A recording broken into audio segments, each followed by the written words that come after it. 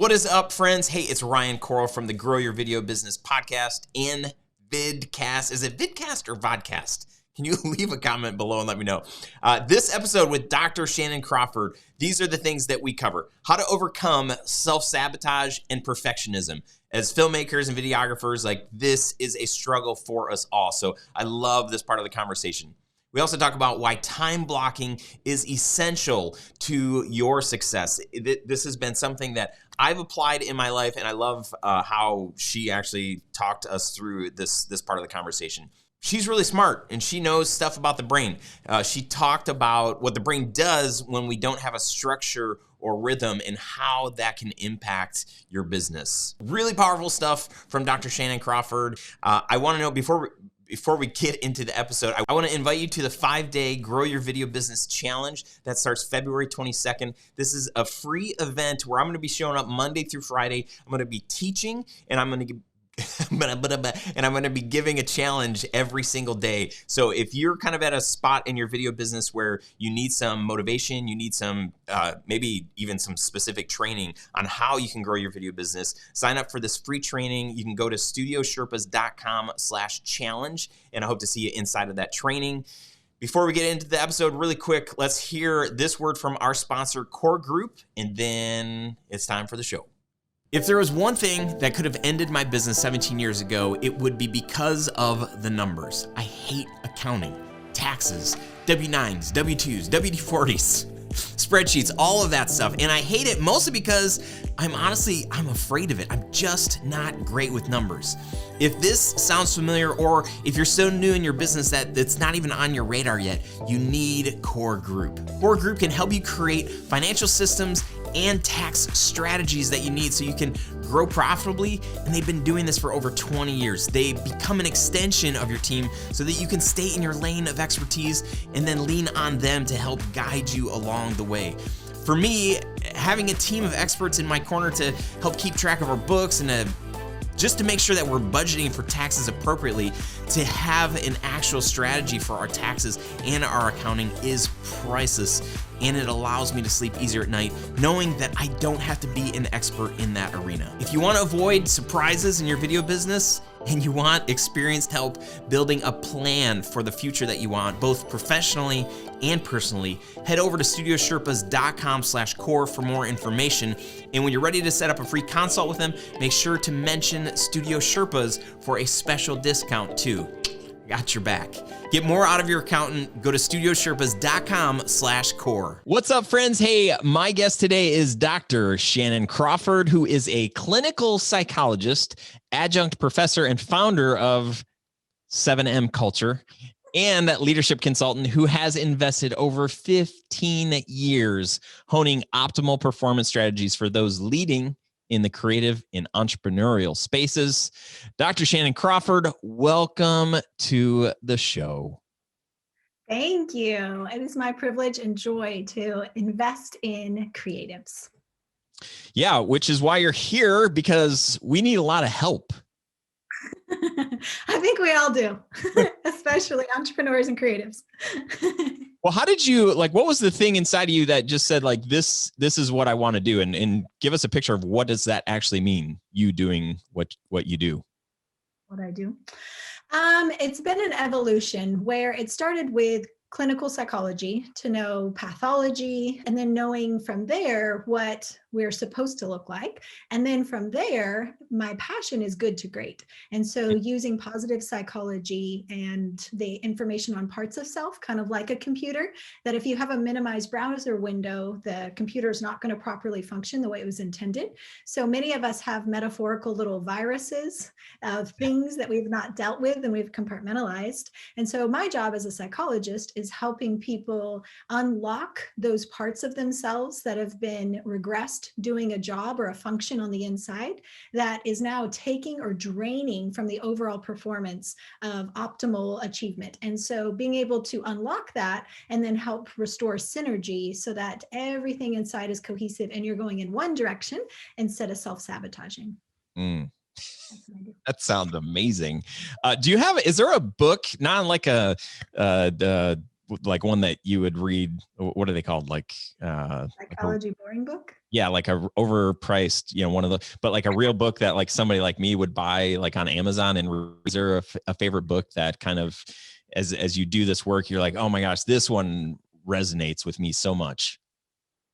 Not yet, but it's being written. Ooh. So I will keep you posted. No, I mean, not a book that you've written, a book that you've read that has been super inspirational for you in this kind of work.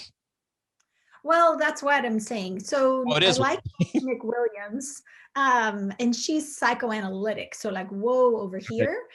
So some of it's esoteric, and it doesn't give information as clearly to the Yeah. general audience.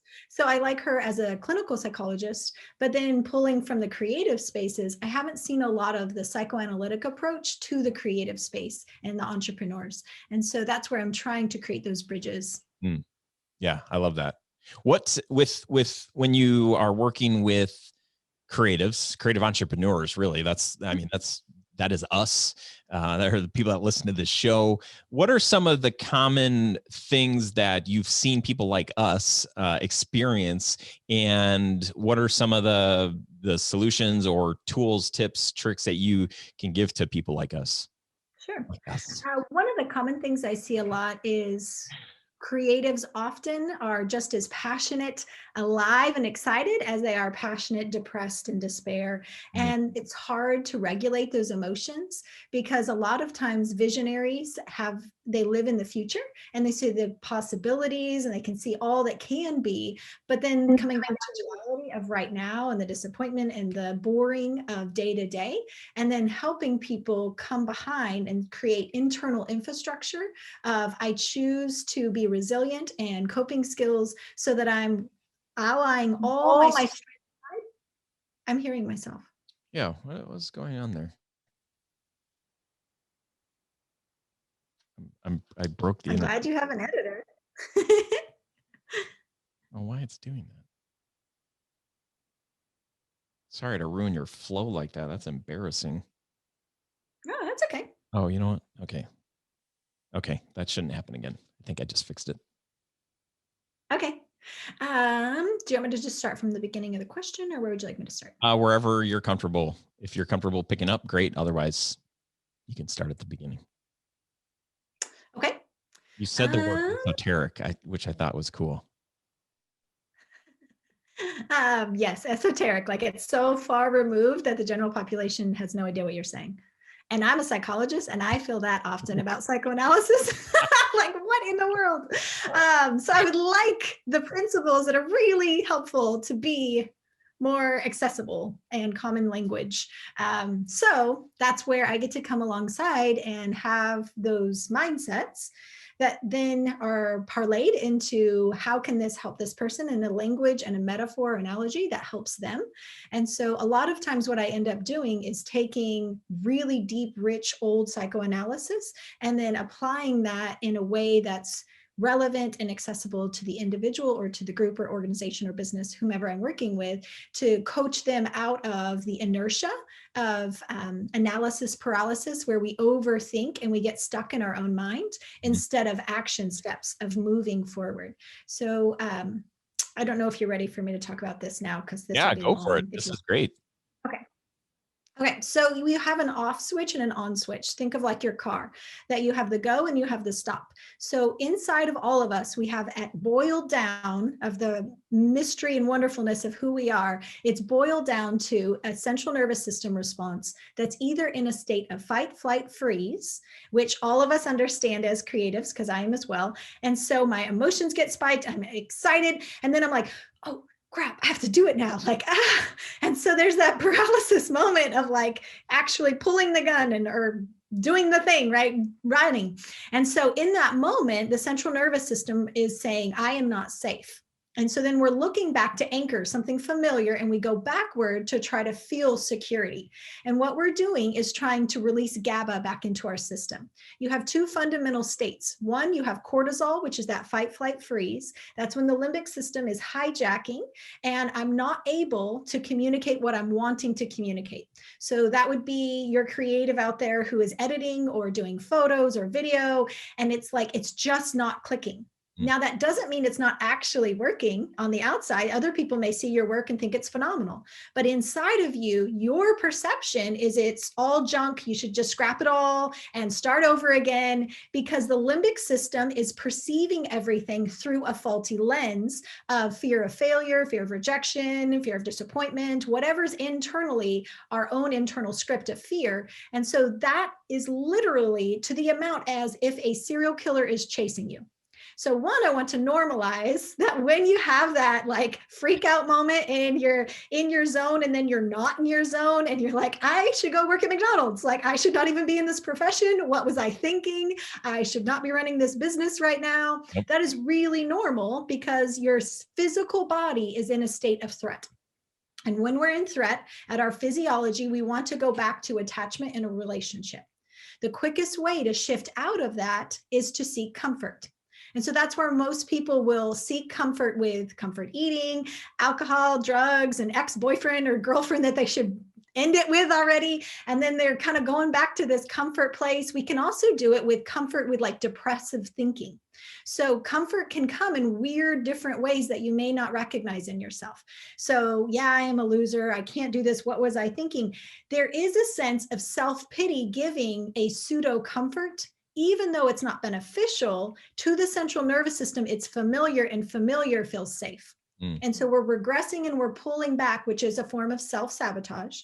I'm going forward, I'm in my zone, and then I'm like, what if I succeed? What if I can't maintain it? What if I'm on this pedestal and people expect me to keep performing at this level and I can't, and all my inadequacy is just hanging out in the breeze everywhere, And so inside, your body is protecting you by pulling you back to what is comfortable and safe. If you understand that, now you can start replacing the false comforters that are sabotaging for the ones that are beneficial. And a beneficial comforter could be anything from a real relationship where you actually get a real hug.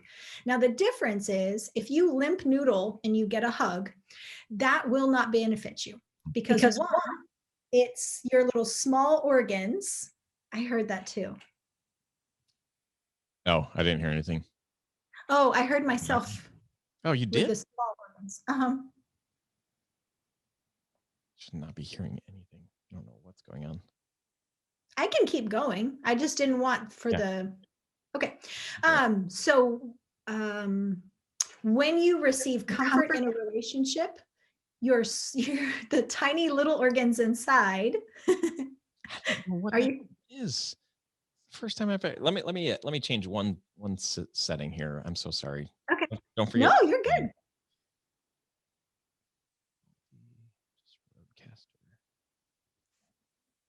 All right, let's see if that works. Can you hear me still? Yeah, I can hear you. You're doing great, by the way. Thanks. So the tiny organs inside, when they get pressed, it's the same reason that we have kind of the weighted blanket or people put a pillow over their lap.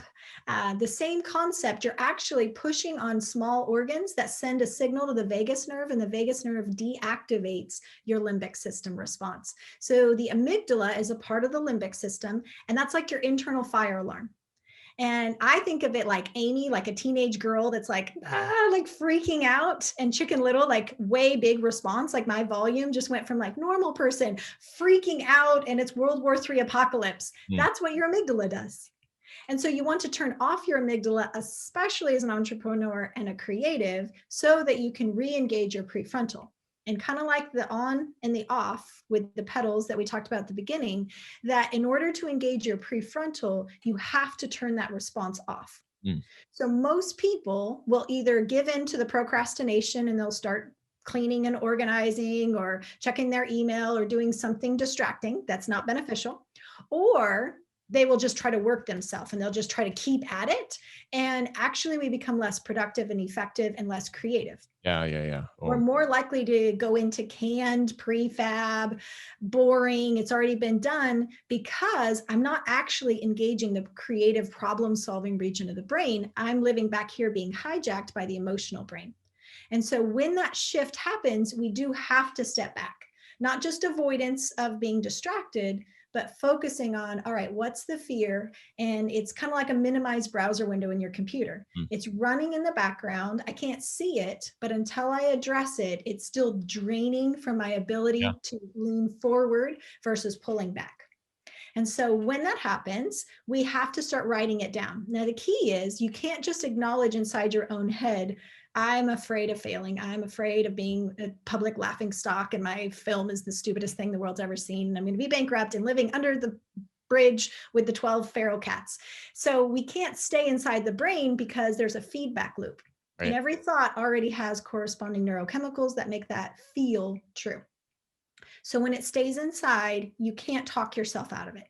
You have to put it outside of you, write it down, and I'm borrowing from cognitive behavioral. So for anybody out there going, whoa, she's kind of straddling between different theoretical models, I'm just letting you know, now I'm transitioning. And so cognitive behavioral, you would take that thought to court and you would say, okay, what's valid about that? I can't be Pollyanna and pretend like it's not possible that I could go bankrupt and do a terrible shoot. That's very possible. But what is also not possible, and you start confronting that fear, it's like you're taking it to court where both attorneys have the opportunity to discuss the fear. And then you make a balanced thought and go, okay, what's more likely? What's balanced about all of this? And when you write it down outside of you or you talk out loud, you're actually engaging your prefrontal and your temporal lobes. And those are more logical and linear and objective. That's why we can feel like crazy pants inside. And then when I say it outside, I'm like, oh, that does sound more crazy. Why was I believing that?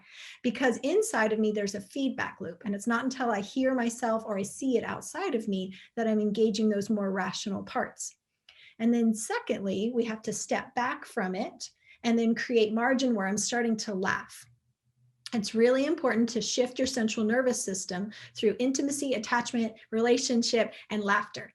So you have to be able to laugh at yourself and say, hey, this is really dorky and quirky, and I'm just going to do it anyway. And the more that you finish your shoot, you do your bookkeeping, you do whatever you need to do on your next assignment of your work or your creative space, then you're causing your central nervous system to stay engaged versus creating almost like a phobic response that the next time you try to go shoot, you have almost like this recoil response. We want to avoid that by continuing to lean into the very thing that you're anxious about so that your body stays engaged and it doesn't start creating this split where I'm like, I don't want to do that. And then that creates a lot of sabotage because it's usually the thing you need to do in your business that you start wanting to pull back from. So I can keep talking, but I want to give you. That's a lot. Oh my gosh. One quick thought, it makes me think like, there are people in our lives that we look at all of the things that they're able to accomplish and we're like, holy crap. Like I wish, and people look at me and they're like, oh, I can't believe, but I look at, there's plenty of people I look at, I'm like, oh my gosh, I can't believe it. The people in our lives or maybe not in our lives, the people that we see and kind of idolize for how much stuff they're able to get done and the bigness of the things that they're able to do. But probably for those people, as is probably the case for us too, those people had some successes, kind of like what you're saying, and they were able to confront those fears enough times that it just became commonplace. They knew what to do with that thing. And so they were able to accomplish that one thing that they were working on, but then there was a bigger thing and they had conditioned themselves. Like, is that kind of what happens? Yes, absolutely. Once you take the fear of failure or the fear of inadequacy, the fear of, and you start classically conditioning yourself to associate that with opportunity. So I'll have my clients visualize like, this lion is guarding this door of possibility and failure is telling you you can't go and everybody else has failed, right? They've walked away, they gave up. But if you can stare that lion in the face and be like, boo, like I'm over you, you walk forward. Now you're launching into a space nobody else is willing to go.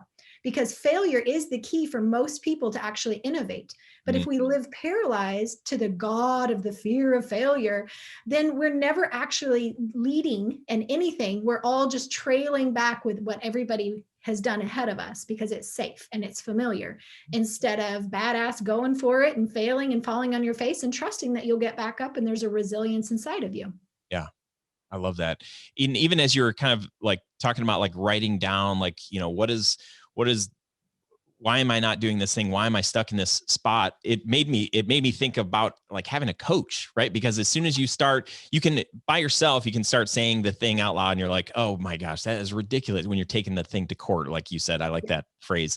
But anytime that I just got off a coaching call right before you and I hopped on, and there were like probably 4 times as I'm sharing, and Cliff is like, listen, did you hear what you're saying? And I'm like, oh man, I did it again, didn't I? I'm saying it. But like, it just takes you like, once you start verbalizing it, so if you've never been coached, and we're talking to you listening right now, it's because when you're coach, you start, your coach doesn't even have to say anything. They're just like, what are you struggling with? And then you start to say it out loud. I remember reading a book, I think it's called Prosperous Coach or something. And one of the authors said, you could go stand at a lamppost and talk to the lamppost. And like, that is better than like not having a coach at all, because at least you're starting to like say the things out loud that are beliefs or fears or whatever. And then as you're saying them, you're like, that's actually not true. Like, I don't actually believe that. Like, I think I believe that, but that's not. Mm-hmm. So I love that that's part of the practice to write it down. I think that's really good. If you have a coach, man, that's the best, because then you've got somebody that you're actually having to say it to, and you're like, oh, that sounds really dumb. Mm-hmm. Absolutely. But it's not until we get it outside of ourselves that your brain is able to kind of fact check yourself, versus it just staying in that emotional brain and it feels true, so it must be true, which is a cognitive distortion that all of us have. That if it feels true, it must be true. And I have clients that are anorexic and skinny and starving to death, and they're like, but I feel fat. Okay. Right. That doesn't make it true, but it feels. And many of us in the creative space and entrepreneurial space are living based on these feelings being true, which actually have an origin. And that would be my next step, is if you find yourself repeatedly going back to the same fear or sabotage behavior, then there's an actual root. And just willing yourself to not think that and do the topical exercise I said, that alone will not resolve it at the root level. You have to figure out what part of your soul is still holding that thought, feeling, experience that kind of imprinted and embedded that lie to feel true. And so from throughout your entire life, you're looking back going, at what point did I feel inadequate, scared, overwhelmed, insecure, less than? And it may have been even something really small. For instance, when I was probably 5 years into business and I kept burning out. And I knew all the principles, I knew better. And yet I was still doing it anyway. And I'm like, why am I working myself this hard? I don't have to as an entrepreneur. And so I went back and started to visualize, where did that fear come from? And a memory came back of my Spanish teacher saying, you're stupid, you're lazy, you don't work hard enough, you're never going to accomplish anything. I don't know verbatim if that's what he said, but that's what I heard, right? Yeah. And so that's all that matters, because that's what I took in. And then I was overcompensating the rest of my life, trying to prove that I'm smart and I'm capable and blah, blah, blah. And so it was actually like, if you think of your conscious mind as your, like a system, like your software of your computer. And then your unconscious mind is like your hard drive. So I'm updating and upgrading my software all the time. I know better. I read the books, I do the work and blah, blah, blah. But then my hard drive was still operating on faulty programming that was put in early in life. And so then I'm a double-minded man and I'm unstable in all my ways, because this programming knows what to do. And then this part of me continues to program based on the past instead of the leading edge of what I'm trying to do in the present. Have you read Psycho-Cybernetics? No. You know that book? I don't. It's all about like the subconscious and reprogramming, kind of what you're saying. I think you would think it's so interesting. The whole concept was brought up to me by my coach Cliff, where he was saying, we were kind of at the end of our coaching call and he's like, anything else? And I'm like, and I'm like, I really wanted to like milk the time that we had. And I'm like, this is really dumb, but like, I want to get up at 6 a.m. Like I want to, but like, I'll get up, I'll grab my phone, and I'll waste like 20 minutes, like reading the news or just like doing mindless things, scrolling. He's like, all right. He's like, why don't you do this? Like, say this out loud, like, what is it that you want? I'm like, well, I want to get up at 6 a.m. And he's like, okay, so say it, tell yourself you're going to get up at 6. And he kind of went through this whole exercise. I'm like, this is so cheesy. Like, it's kind of like role play, but like whatever. And, lo and behold, the next morning after doing this little exercise, 5:59, like I was up, and the whole goal was by 6:01, my feet are on the floor. Right. And so I kind of had this little 3-step thing. I was going to be waking up, sitting up, and then feet on the floor by 6:01, before 6:01. And then he sent him a picture of my clock so that he knew that I was up. And I did that. And like the next day, the day after that, I woke up at 5:59. The next day I woke up at 5:57 on my own. My alarm didn't even go off. And so, like just this idea, like opening our minds to like, hey, there's a whole subconscious to like everything that's going on too. And you can, there are parts of your subconscious that you can control in ways that's like, well, what does that even mean? But kind of. Yeah, absolutely. And I picture it, and that's part of restoring self-cohesion, which I've been innovating over the past 15 years, of how you have parts of self. And if you picture it like a corporation or a committee, that you're supposed to have different sides of your personality. And so in psychology, we would say unhealth is when you get frozen or stuck on one side of your personality. So for instance, phobias or anxiety, if you're just constantly in a hypervigilant state, that would be unhealthy. But to not have anxiety at all would be really reckless. You want to be able to run away from the moving car and the person with the knife. You want to be able to have an anxious part of you in appropriate, discrete amounts in right settings. Yeah. You want a romantic side of you, but you don't want to bring that part of you to work. You don't want to bring that part to outside your relationship. You want that part to be specific and discrete to your romantic relationship. You want the intelligent part of you that's like, I love learning. This is so much fun. I'm excited about this. You want the other part of you that's like bold, brave. Let's do this. I don't care if I fail. Like, let's move forward. And you see yourself as a lion or a lioness. You want all of these sides of your personality. The problem is when, as I was referencing earlier, if you have a part of you that has held pain or disappointment or trauma, and it could be low-case trauma, shame of any sort, that now there's a literal part of my committee or my corporation that's holding that for me in an unconscious room. And then there's another part of me defending my awareness of that being down there. Because shame tells me I am fundamentally flawed, I am broken. And it's not just that I'm not a good artist, it's that I am incapable of creating something good. And so that is too threatening to walk around with. So we create a defense mechanism. Our defenses aren't against other people, they're actually against me and my ego knowing what I've buried and hidden inside of me. And so our job is to start partnering with that. And my hope using positive psychology is that people stop whack-a-moling their symptoms in frustration and trying to just avoid and make it stop and, drink it away or work it away, but instead go, well, maybe it's symbolic. What is this part of me communicating? And how can I partner with the allegory and figure out what the key is to unlock that part of me, that then the original part and the defense mechanism part are now being restored back to the committee to do their original role. And for a lot of people that I work with, when we do this work, they will become more creative and artistic and musical and childlike wonder and hope and positivity, because those are the parts of them that it's easier for the personality to kind of like, all right, if we got to have somebody off the ship, like, you're fine. Like, I don't need you, creativity, because you get us in risk and people could laugh at us. So then the other serious workaholic, overbearing, angry, all those other parts get to stay. And then like a dictator, there's a sense of control over your internal world instead of restoring this childlike wonder and play and magical fluidity between the sides of your personality structure, which you'll need going between the business space, that's a very different side from the actual creative entrepreneurial video side. Those are different. And so you want to make sure you're accessing all the sides of your personality. Yeah, that's really good. I feel like when people start doing this work, they start creating videos and they start, and they're doing it for friends or family, for themselves. And they're like, man, this is really fun. And there's like, no holds barred, every risk, like you're just doing whatever. And then when you need to start charging money, and then you need to start charging more money because like what you're charging is not, you left your job and you're trying to do this and it's not enough.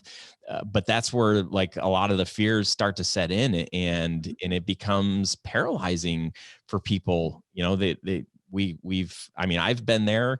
I'm in a different stage in my business where it's not about like the creativity where I feel like I'm in a creative rut, or I'm just like, oh, I can't get the shot. It's more like, hey, you know, I've got a big business decision to make, or we're doing a new launch, you know, a new marketing campaign. But like my tendency is I'll be taking notes in my journal, you know, thinking about this thing, and then I get stuck, and I'm like, okay, like let's see what. Let me open the free press. I, you know, go to the website. I'm looking at the news. I close that. Then I open up Facebook. Any notifications? Nope. Close it. Or yeah, I do have 2 notifications, and I'm in there. And it's like 45 minutes later, and I'm like, oh my gosh, like I got to get back to this thing. So there is this like, you know, this battle, and, you know, creative business, whatever it is, it's this thing that it's like constantly there.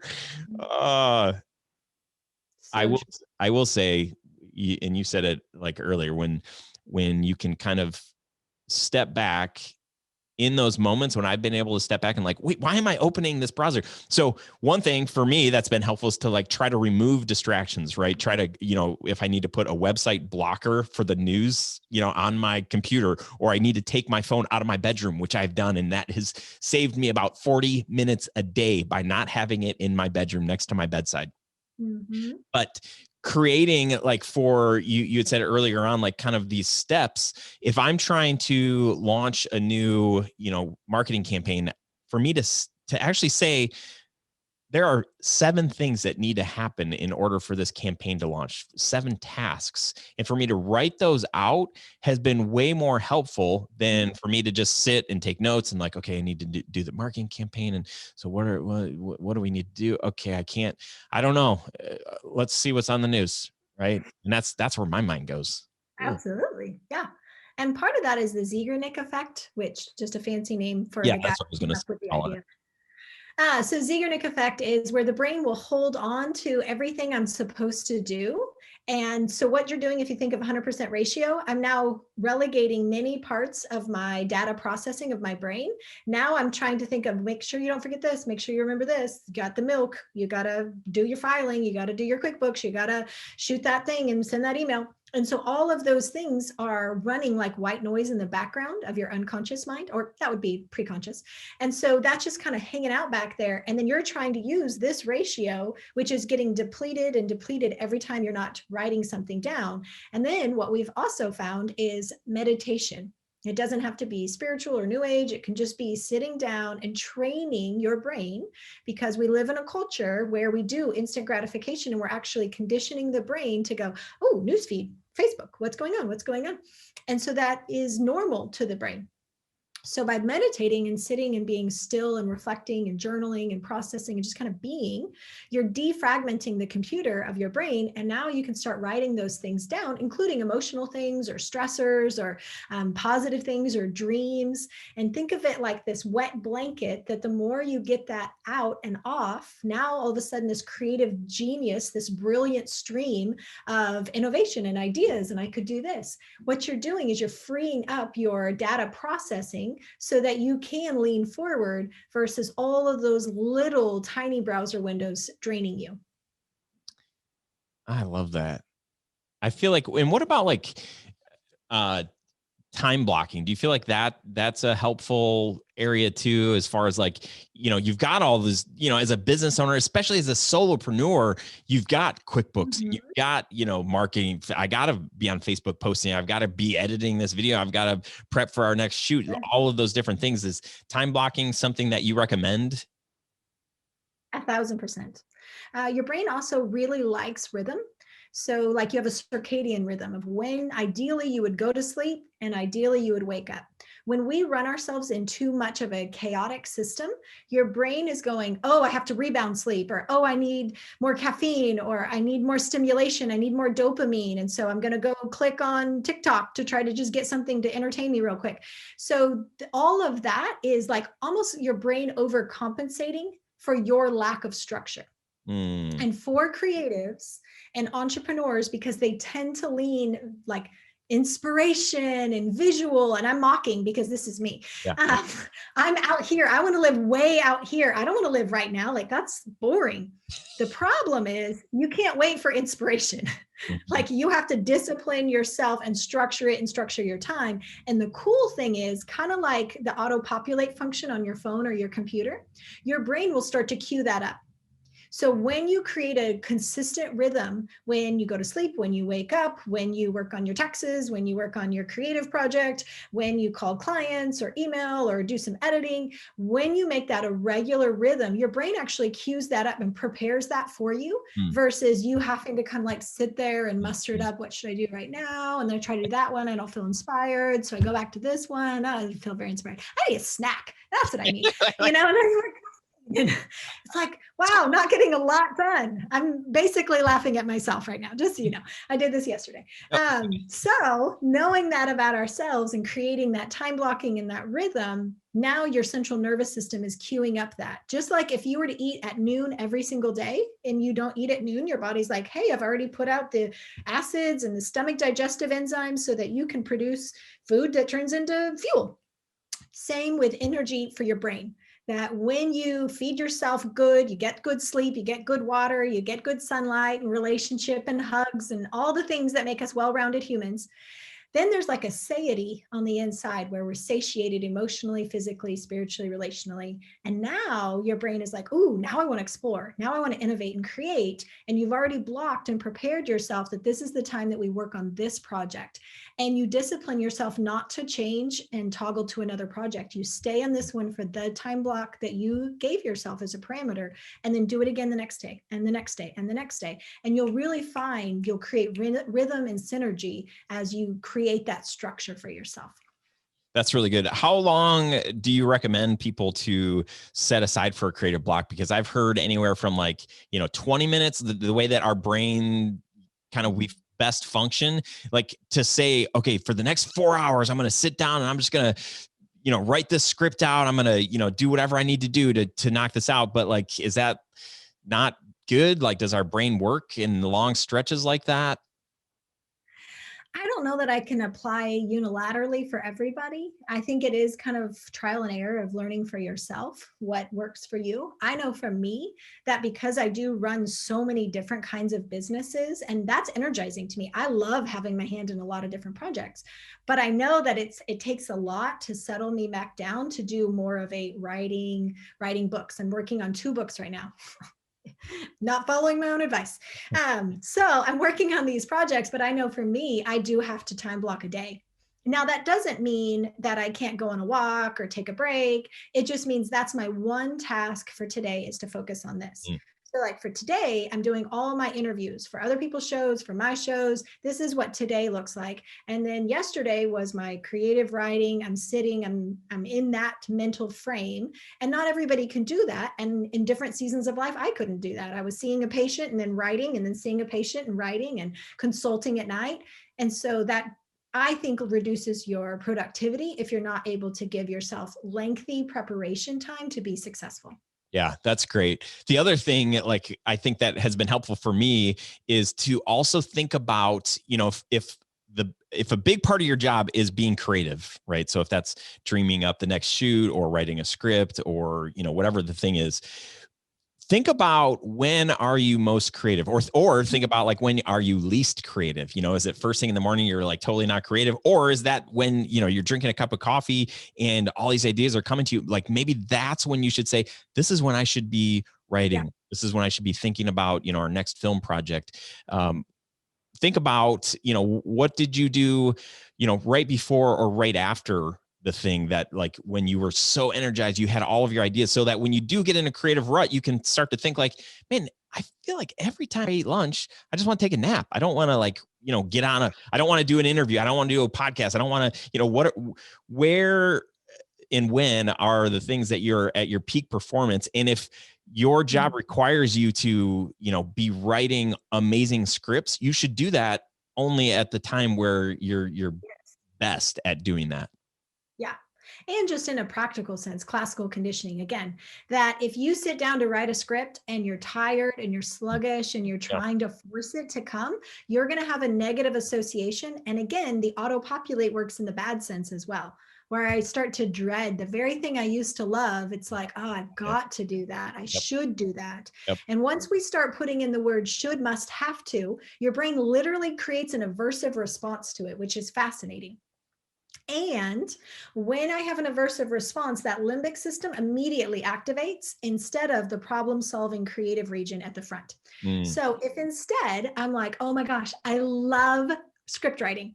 I like, you love waking up early. Like, I love this. And I'm going to associate it with positive feelings.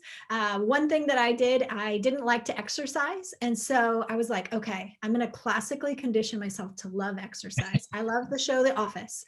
So I put one laptop of The Office and one laptop of YouTube hit video, and I would exercise and only allow myself to watch The Office when I was exercising. So now I love exercise so much that I don't even need to watch The Office anymore. Not that I don't watch it, but I don't need that in order to enjoy the task that before I had like I should exercise because like healthy or something. But now I love doing it because I classically conditioned myself. And we are a little bit more like robots, not in like a Norwellian way, but like hey, I really can prime and prepare myself to function the way I want to. But I like your point of let's follow the rhythm of when I am creative, when I need quiet time, when I need margin, when I need extroversion, when I need introversion, when I need to have adventure, and when I need to just have a cuddle stay home day. You have to start following your rhythm of your body. It will tell you. And I think for myself, I don't listen enough. And then I end up having way too much caffeine. I eat way too much. And then I feel like bleh, instead of on my leading edge of feeling strong and powerful because I was following, hey, you need more sleep, or you need more friend time, or you need margin. So like last week I took a sabbatical and just took the whole week off, stayed in PJs all week and didn't go anywhere, didn't make any money, didn't work on any projects. And now this week it's like the little battery came back to life. The computer got recharged and I want to do all the things that I normally am like, okay, gear myself up. Right. And so if you follow your own rhythm and find, okay, this time of the day, or I need to block out that the siesta 2:00, for most people, that is when your circadian rhythm is the lowest. So if you might be different, but for most people, you shouldn't do something really creative at 2 p.m. in the afternoon or right after you've digested lunch or whatever. Some people should do really creative late at night and some should do it in the morning. It just depends on the person.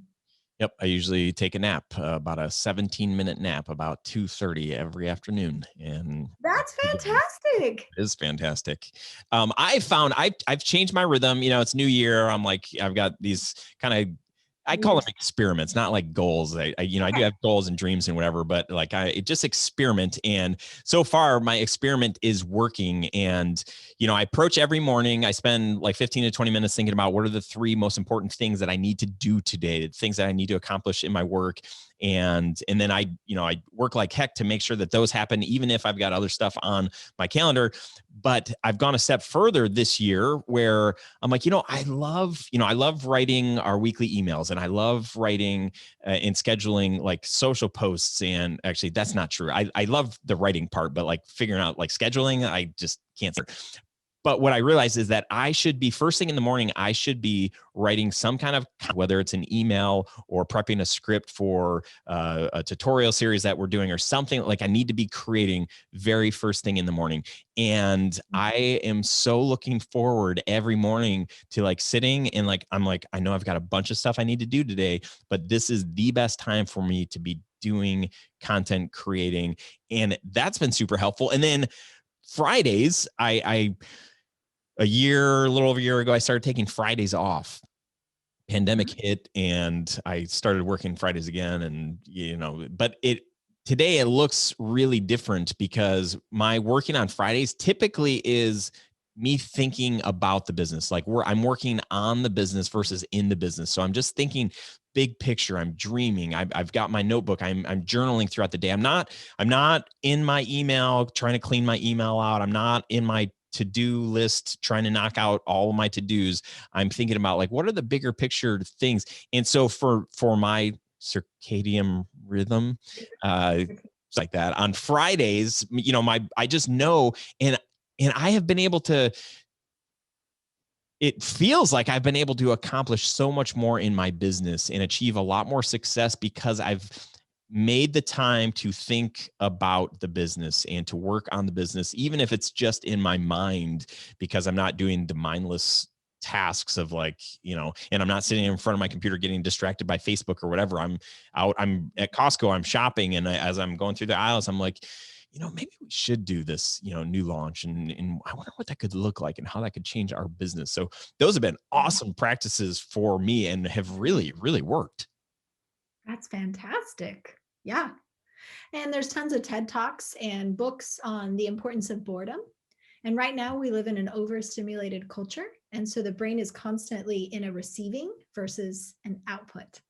And so if I'm constantly taking things in, I don't have a lot of space and margin. That's where a lot of people get creative ideas when they're driving, they're in the shower, they're grocery shopping, they're, in nature, because you finally gave your brain time to not constantly be taking in. Oh, good. And you're creating opportunity for boredom. And there's significant research, even for children, that when they're left to just create something, their intelligence rises than if they're constantly being stimulated in something in front of them. Yeah. Now, I'm not talking about the extreme of neglect by any means, but I am saying letting them have periods of time to just have to come up with something to entertain themselves versus always having an iPad in front of their face and they never have to not be stimulated. I wanted to say, man, I knew I liked you, but I didn't realize that we had I'm pointing at the TV and then now I'm pointing at the exercise bike. The Office, for me, I look forward to my early morning bike ride because I get 23 minutes of The Office. I mean, that's my jam. So, and I just bought it. I just bought the whole, it was $30 on the iTunes store because they took it off of Netflix. And so now I have it forever. And I love Some Good News with John Krasinski. So. Oh, yeah. Yeah, he's great. Well, Dr. Crawford, this has been super fun. Man, so many things. It's fascinating to think about how our brains work, the lies that we trick ourselves into believing. Thank you for bringing to light and really giving us some practical things that we can do to overcome the fears, the lies, the things that really hold us back from creating and contributing to the world. So thanks for the work that you do. How can people keep up with you, see what you've got? A lot going on. How can they best follow along? That's a great question. Probably the easiest is my website, drshannancrawford.com. And Shannan spelled differently because in Gaelic, they differentiate male and female spelling. So Shannan is the girl spelling in Gaelic. So drshannancrawford.com is my website. And then there's the 7M Culture Movement, which is a Facebook page right now. And then, yes. And then I have a YouTube channel, Dr. Shannan Crawford. Yeah. I think there's probably a lot more, but I don't like all the social media stuff. So I have somebody else do that for me, but that's how we can do it. Awesome. Well, how would you like to leave us today? Well, I want to inspire people. I want you to put your shoulders back and I want you to see yourself as a lion or a lioness and that you are emerging out of 2020. And you're not bringing all that with you. And you're going to break up with every critical thought that tells you that you're not good enough or you're not worth charging. And you're immediately going to take that captive. You're going to break it and say, I am worth it. My gift is amazing, irreplaceable. And even though you're still honing it and you're not perfect at it, it's still going to bless somebody else's life. It's not just about you. Yeah. And most creatives are unfulfilled because we start looking to ourselves as, what's my reputation? What's my money? What's my success level, accolades? And that self narcissism of our culture is so pervasive and it will actually drain your creativity. But if instead you're saying, how can this gift serve somebody else? And then look to that as your positive reinforcement. How did I serve somebody's business? How did I give them headshots that made them feel incredible? How did I create a documentary that told a story in a new way that's never been told? When you do that and you're serving somebody else, you will naturally have this synergistic energy and these rivers of living water will start to come out of you, bubbling out of you. And the world will be different because you were in position doing what you were made to do. So I think you're awesome. I love the show. I'm excited for all of the people who are following this to walk in their calling. Oh, man. Drop that mic and just walk away. Get out of here. That was amazing. Yes, let's go. Fired up right now. Good. Awesome. Thank you. Thank you so much. Man, really brilliant. So glad that we got to spend this time together, and thank you for sharing your gift with us. Thanks. Bye. All right, friend, thanks for hanging out on this episode. Leave a comment below. I'm really curious. Am I the only one who struggles with perfectionism? Maybe you struggle with self-sabotage. Let us know. Let us know that we're not alone. Let other people know in the comments that they're not alone. And then what's your biggest takeaway? What are you taking away from this episode? Maybe something that you're going to try, maybe something that you're going to stop doing. Thank you so much for watching, and don't forget about the 5-day Grow Your Video Business Challenge that we're doing. Again, you can get more information. The link is below, but you can go to studiosherpas.com/challenge, and I hope to see you inside there. Otherwise, I'll see you on the next episode. Back when I started my video company, stock footage, it used to be the worst. It was terrible quality, super cheesy shots, and really small selection, and it was really expensive. That is not the case with Storyblocks. They offer affordable subscription plans to their enormous library of stock footage, and with their unlimited access plan, you get access to the whole library, including HD and 4K footage. They've got After Effects and Premiere Pro templates, music, images, sound effects, and more. Seriously, there is tons. There have been so many projects where our team just needed one extra shot. You know, maybe the day after the shoot, the client was like, hey, this would have been a great thing to get. And we're like, ah. Or in post-production, they're like, hey, you know what would be a really cool shot? We've saved our clients and ourselves a ton of money and headaches and heartaches. And we've saved a couple of projects that just needed that one special shot with our Storyblocks subscription. Head over to storyblocks.com/studiosherpas to help you create more video with their affordable subscriptions.